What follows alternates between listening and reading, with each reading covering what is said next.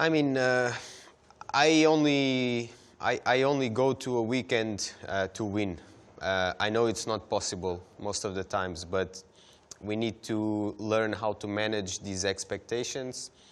We need to assess really after the first few practices what is our level of speed and where we can be during the weekend. And you know, despite of the result, we never give up and we keep pushing and pushing, even if you qualify in 16, 15, you know, we always ambition and looking forward to be good in the race because we want to race and we want to do better. And that's the reality. You know, sometimes you take a bit more risk, sometimes you take a bit less, and the outcome doesn't change so much. So for me, I mean, Barcelona was a fair example. You know, I tried to overtake Brad, but I ran wide into the first corner, and then he was so far away that I say, okay, maybe I could push to maybe be 2.5, 3 tenths faster, but you know, probably I'll end up on the ground, and the result is not going to be that much different. So it is hard to assess and to accept that because I know I can be fighting for much better positions. And when you look at MotoGP now, it's both from a technical perspective. With the KTM, and I've been showing that I've been all the time worthy of having a spot somewhere within the structure. I also need to make clear that KTM made absolutely every effort they could to keep me in Tech 3. But it's something I expressed that I didn't want to, was the factory spot where I felt I could have the biggest contribution to the team. It's also a spot that I've earned by results and by showing that actually, you know, I can do the job. Do you feel like this will not energise you, but I mean, because you're always motivated, you're always out there doing your best, but sometimes perhaps a new challenge is not a bad thing? Yeah, exactly. Sometimes, you know, you think, I mean, I really wanted to be involved in this project a few more years and take the bike to another level because there's so much potential that is not reached yet. But, you know, being out like this, it means that new opportunities opened for me and was personally quite nice also to sit down with their manufacturers and really listen their perspective on me, because I've never, you know, heard their opinion about me. So it was quite nice, and I definitely feel energized for this season to do well and to put in practice what I know that I can deliver. Obviously, when everybody thinks about you, Miguel Oliveira, as the person, the whole dentistry thing comes up as well. I don't know why, but it always does. I'm sure you're probably, excuse the pun, sick to the back teeth of talking about it. But I mean, how? Why? Yeah, it's dentistry? weird. I know. How I did mean, that all come about? I mean, we know you're a super smart guy. I think you speak, is it 5 languages? Yeah, fluently, I mean, of course. Not fluently. I mean, French is my worst. Definitely the one which I'm least comfortable with. But what about, I mean, do you still do the whole dentist thing, or is it just like a pure focus on racing?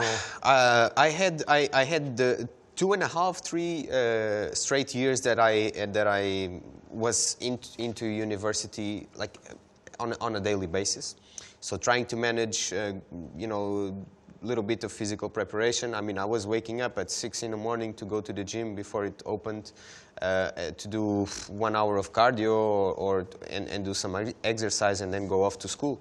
But I mean, with university, it came to a point where it was too much stress on my life, you know, and I was 19 years old, living this crazy life. I was not really enjoying one thing, not really enjoying the other, so it was kind of a moment where, okay, there is only one timing I can be the best I can in sports, which is now, and there's the other timing where I can finish the study whenever I want to. So it really came down to that decision.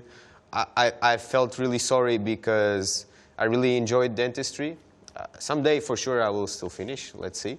But I really enjoyed the course. I had amazing friendships that you do in university, of course, with all the group studies together, and all the you know, the after parties that you do in college. But you know, it's a life that I regret I don't experience, but I'm living other things which my colleagues are not experiencing also, so I cannot complain. You on the track in 2023, but at the end of 2021, a big change for you off the track, the birth of your beautiful daughter, Alice. Just want to quickly talk about that because, I mean, obviously, I guess that's brought some new perspective on your life, and you know this is a high pressure environment, what you guys do, but has it helped you sometimes deal better with the bad days or made you a little bit more calmer because you know that there's another side to life away from the track? Yeah, no, for sure. I mean, I was lucky enough already to have that kind of stability and sense of calmness with my wife, you know, because I would come home and everything would be all right and we would talk about things and it makes it cool. But with the daughter, you enter in a complete different universe. And it made me realize that the time I'm away, to make it worthy. Because if I'm not there to watch her grow in a couple of moments, I need to be doing something else at 100%. So if I'm here today and when I come on the track, it's because I'm there 100% and not half at home and half here. And because that would make it actually a disaster. People who already got the opportunity to watch us on track, from the last guy to the first guy, visually there is no difference. So I don't think that having a daughter can be associated of losing performance or speed, unless you are really, really, you know, soft-hearted that you would melt on top of the bike thinking of your daughter, but that doesn't happen to me. all the riders that have sons, one of the first questions that they get is, oh, what will happen if they want to become a rider in the future? But of course, we have the likes of Ana Carrasco, we have the likes of Maria Herrera. No. That's something I'm convincing my father not to bring at home. It's bikes and all this. I prefer her to be, of course, we can only guide her to whatever she likes, and get her to experiment different kind of sports. But with the daughter, it's completely different. I don't want her to touch anything with an engine and just be relaxed, because you know I already live with my heart outside of my body. Just worry about her whenever she has a little fever or is coughing more than normal. I go crazy. So.